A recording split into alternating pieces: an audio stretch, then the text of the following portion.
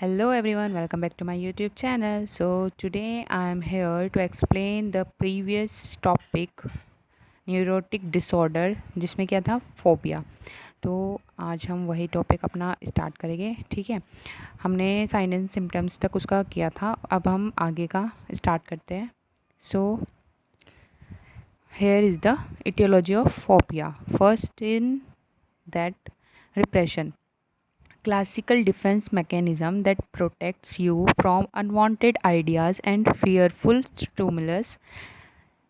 Repression क्या होता है? जो हमारे क्लासिकल डिफेंस मैकेनिज़्म होता है वो प्रोटेक्ट्स करता है हमें अनवांटेड आइडियाज़ और फियरफुल जो भी हमारे स्टिमुलस होते हैं उनसे हमें प्रोटेक्ट करता है। When the repression is fail the secondary defence mechanism is displacement and come into the action that we got fear. जब हमें रिप्रेशन हमारा जो फेल हो जाता है तो हमारा सेकेंडरी डिफेंस मैकेनिज़्म स्टार्ट होता है जो कि है डिस्प्लेसमेंट और come into the action that we got fear. जैसे हमें फियर हो रहा होगा तो वो उसकी जगह पे हमारा रिप्रेशन फेल हो गया तो डिस्प्लेसमेंट हो जाएगा, दूसरा स्टिमुलस या फिर आइडिया कुछ भी अलग तरीके से आ जाएगा।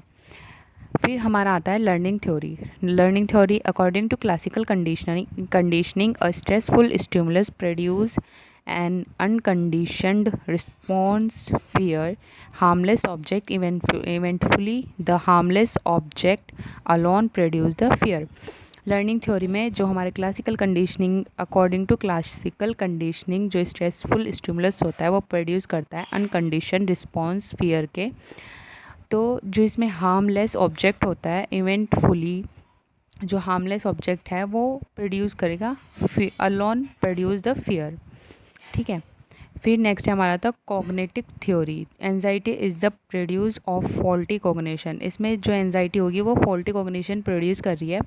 तो cognitive theories believe that some individuals engage in negative and irrational thinking that produce anxiety reaction. जब कोई भी पर्सन नेगेटिव थॉट्स हो गए उसके अंदर और इरेशनल थिंकिंग कुछ भी अननेसेसरी कुछ भी सोचेगा तो उसको एंजाइटी हो जाती है, कभी कभी रिएक्शन एंजाइटी रिएक्शन स्टार्ट हो जाती है, प्रोड्यूस हो जाती है। नेक्स्ट हमारा आता है डायग्नोसिस ऑफ फोबिया। कैसे हम फोबिया को डायग्नोस करेंगे? वैसे इसका कोई स्पेसिफिक डायग्नोसिस टेस्ट नहीं है। जो diagnosis confirm by criteria met, एक क्राइटेरिया मेट होता है जिसके थ्रू हम डायग्नोसिस कर सकते हैं फोबिया का। सिंपल, सोशल और अगोरा फोबिया। ठीक है, नेक्स्ट आता है history of anxiety when expose to और एंटिसिपेटिंग स्पेसिफिक एंटाइटी और situation.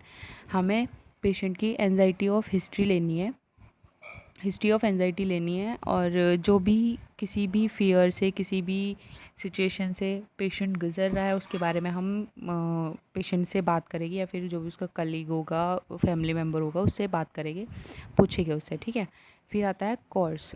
The phobia are more common in women with an onset of early और लेट सेकेंड्स। जब वुमेंस में फोबिया कॉमन होता है तो जब उनका ऑनसेट ऑफ अर्ली और लेट सेकेंड स्टार्ट होता है तब वुमेंस में फोबिया के साइन एंड सिम्टम्स शो ज़्यादा होते हैं और वुमेंस में कॉमन होता है फोबिया। जब भी तो बोलते हैं ना कि गर्ल्स जैसे फॉर एग्जांपल जैसे कि गर्ल्स स्कूटी चलाती है और बॉयज़ स्कूटी चलाते हैं या बाइक चलाते हैं, तो अगर सडनली कोई कार या बाइक आगे से आ जाए तो गर्ल्स जल्दी से हाइपर हो जाती है और घबरा जाती है, उन्हें एंजाइटी होने लगती है। लेकिन एज़ कम्पेयर टू बॉयज़ ऐसे नहीं होते हैं, इसलिए वुमेंस में फोबिया कॉमन होता है, फियर ज़्यादा होता है। नेक्स्ट आता है ट्रीटमेंट में हमारा है फार्माकोथेरेपी। ठीक है, इसमें आता है बेंजोडाइजेपिन्स, फॉर एग्जांपल एल्प्राजोलम, क्लोनाजिपैम और लोराजिपैम, डाइजिपैम। ये वाली जो मेडिसिन है ये बेंजोडाइजिपिन्स में आती है। इन मेडिसिन से हम ट्रीट कर सकते हैं फोबिया को। एंटी डिप्रेसेंट्स दे सकते हैं हम पेशेंट को, फॉर एग्जांपल जैसे एमी पैरामाइन और फिनेलजाइन। ठीक है, नेक्स्ट आता है बिहेवियर थेरेपी हम प्रोवाइड करा सकते हैं पेशेंट को। फर्स्ट इसमें आता है relaxation techniques, progressive muscle relaxation. इसमें मसल की जो रिलैक्सेशन होगी वो करेंगे, डीप ब्रीथिंग एक्सरसाइज कराएंगे और लिसनिंग टू काम म्यूज़िक। पेशेंट को काम म्यूज़िक प्रोवाइड कराएंगे जिससे वो सुने उसे और फियर कम हो और लेवल मेंटेन रहे। थ्रू नेक्स्ट है इसमें थ्रू रोल प्लेइंग भी एक अच्छी थेरेपी होती है। हम कुछ भी पेशेंट को डिस्ट्रैक्ट करने के लिए, पेशेंट का जो माइंड है, फियर है, उसको डिस्प्लेसमेंट करने के लिए हम कोई भी रोल प्लेइंग गेम खेल सकते हैं, थेरेपी यूज़ कर सकते हैं हम। नेक्स्ट आता है असर्टिव ट्रेनिंग प्रोवाइड करा सकते हैं। कॉग्निटिव टेक्निक्स जो होती है हमारी, वो कर सकते हैं, जिससे हमारी नेगेटिव थिंकिंग जो होगी पेशेंट की, वो रिमूव करेंगे। फियर्ड ऑब्जेक्ट जो भी होगा उनको पेशेंट से दूर कर देंगे, जिससे पेशेंट, जैसे कि हमें लग रहा है कि कोई पेशेंट कांच का गिलास है, फॉर एग्जांपल कांच का गिलास है, तो अगर पेशेंट को जैसे ग्लास नीचे गिरा और वो टूट गया, किसी किसी पेशेंट को उससे भी डर लगता है कि कहीं मैं मुझे कांच ना लग जाए, इसलिए तो हमें ऐसे ऑब्जेक्ट को पेशेंट से दूर रखना है। फिर हमारा आता है साइकोथेरेपी, जिसमें हम पेशेंट को सपोर्टिव साइकोथेरेपी देंगे, जिससे हेल्पफुल होती है पेशेंट के लिए। सपोर्टिव साइकोथेरेपी हेल्पफुल होती है उसके बिहेवियर थेरेपी के लिए। हम पेशेंट को ग्रुप थेरेपी देंगे, ग्रुप में उसको एंगेज करेंगे, वो पेशेंट अदर पेशेंट से बात करेगा, उसका माइंड थोड़ा रिलैक्स होगा और माइंड में अलग पॉजिटिव थॉट्स आए, इससे हम ग्रुप थेरेपी प्रोवाइड करा सकते हैं। इंडिविजुअल थेरेपी भी हम दे सकते हैं, म्यूज़िक थेरेपी हो गया, डांस थेरेपी हो गया, टॉकिंग थेरेपी हो गया, फैमिली थेरेपी हो गया, ड्रामा थेरेपी हो गया, ये सब साइकोथेरेपीज़ हैं, इनको हम प्रोवाइड करा सकते हैं पेशेंट को। फिर हमारा आता है नेक्स्ट नर्सिंग मैनेजमेंट असेसमेंट है। इसमें पहले हम असेस करेंगे पेशेंट के साइन एंड सिम्टम्स, फियर्स और क्या फैक्टर्स है। फिर ऑब्जर्वेशन ऑफ थॉट प्रोसेस, जो भी थॉट प्रोसेस का ऑब्जर्वेशन है, क्या ऑब्जर्व कर रहा है पेशेंट, वो देखेंगे, असेस करेंगे। और अफेक्ट और एंड कम्युनिकेशन, क्या अफेक्ट कर रहा है और क्या कम्युनिकेशन पेशेंट को फियरफुल लग रही है। नर्सिंग डायग्नोसिस आते हैं। फर्स्ट है हमारा fear related to specific stimulus और causing embarrassment to self in front of others.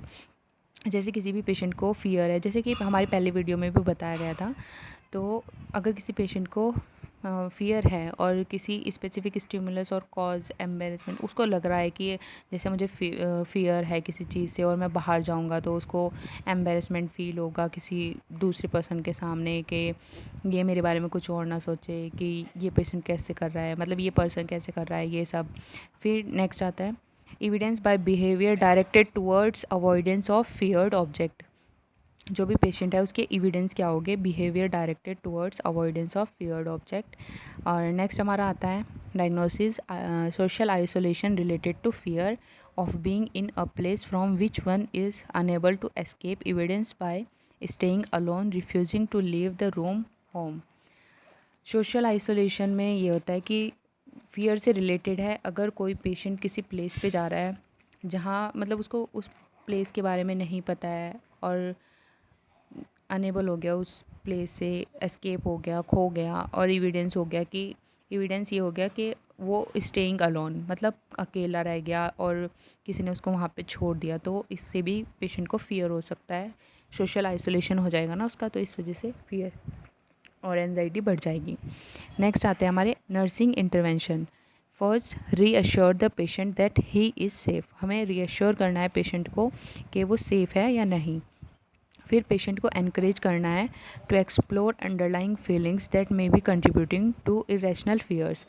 Patient को एनकरेज करना है जो भी अंडरलाइंग फीलिंग्स है पेशेंट की और क्या कंट्रीब्यूटिंग कर रहा है वो इरेशनल फियर्स में, उसके बारे में एनकरेज करना है। Administer anti anxiety medicine as ordered by physician, जो भी फिजिशियन ने ऑर्डर करी है, प्रिस्क्राइब करी है मेडिसिन, उनको एंटी एनजाइटी जो मेडिसिन है उनको पेशेंट को एडमिनिस्टर कर रखा है जो डॉक्टर ने, वो प्रोवाइड कराने हैं टाइम टू टाइम। फिर नेक्स्ट है discuss with the patient sign and symptoms of increasing anxiety and give relaxation and positive reinforcement. Patient के साथ डिस्कस करने हैं साइन एंड सिम्टम्स फियर्स के, एनजाइटी के, और पेशेंट को रिलैक्सेशन एंड पॉजिटिव री प्रोवाइड कराना है, जिससे कि पेशेंट कूल रहे, काम रहे। ठीक है, और यहाँ पे हमारा ये टॉपिक न्यूरोटिक डिसऑर्डर का जो ये टॉपिक था फोबिया, ये हमारा ख़त्म होता है। Thank you. जो हमारे चैनल पे नए हैं वो लाइक शेयर और सब्सक्राइब करना बिल्कुल ना भूलें और बेल आइकन को दबाना बिल्कुल ना भूलें, जिससे आपको नई नोटिफिकेशन मिलेगी। और ज़्यादा से ज़्यादा आपको अगर हमारी वीडियो हेल्पफुल लगती है तो लाइक तो करोगे ही आप, क्योंकि आई नो कि हेल्पफुल है। और अगर नहीं भी है तो डिसलाइक का ऑप्शन भी होता है, आप डिसलाइक भी कर सकते हैं। एनीवे, जो नए हैं वो लाइक शेयर सब्सक्राइब करना भूलें ना, और जो हमारे पहले व्यूअर्स हैं वो भी like share subscribe and comment करना बिल्कुल ना भूलें। और अगर इस टॉपिक से रिलेटेड कोई भी क्वेरी हो, कोई भी डाउट हो, आप पूछ सकते हैं कमेंट सेक्शन में। और नोट्स चाहिए हो तो ईमेल आईडी मेंशन होती है। और हमारा जो दूसरा चैनल है उस पर भी नर्सिंग से रिलेटेड वीडियोस और क्या बोलते हैं कि जो हमारी पीडियाट्रिक और साइकेट्री के टॉपिक है वो उस चैनल पे आपको मिलेंगे। और इस चैनल पे आपको रिसर्च और एमएसएन के टॉपिक मिलेंगे। तो इसको लाइक शेयर सब्सक्राइब करना बिल्कुल ना भूलना, और ज़्यादा से ज़्यादा हमारे चैनल को एक्सप्लोर करें और शेयर करें। Thank you so much.